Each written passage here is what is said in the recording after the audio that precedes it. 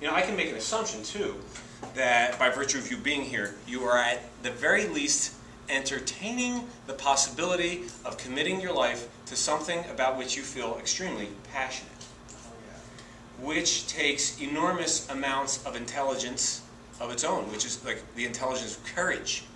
Right? That is the intelligence that I'm talking about when I say the organizing intelligence inherent within your passion. Here's an interesting study that was done at Harvard, right, with a sample size of about 1,500 graduating students who were asked the question, when you're out of here, are you going to go after a job for money or are you going to go after a job for passion? 1,000 or 2/3 of the respondents said money. So about 500 said passion.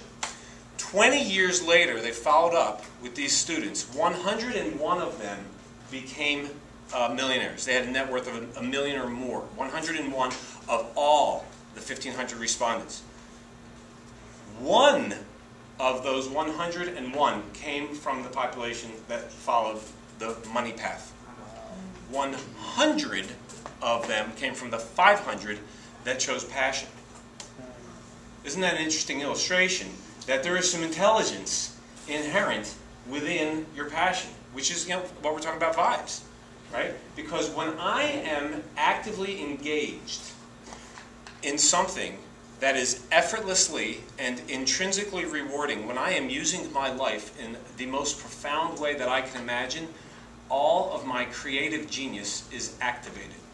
I discover resources that I didn't know I ever had, and I discover using those resources, or that resourcefulness, the resources that I would ever need to manifest any desire.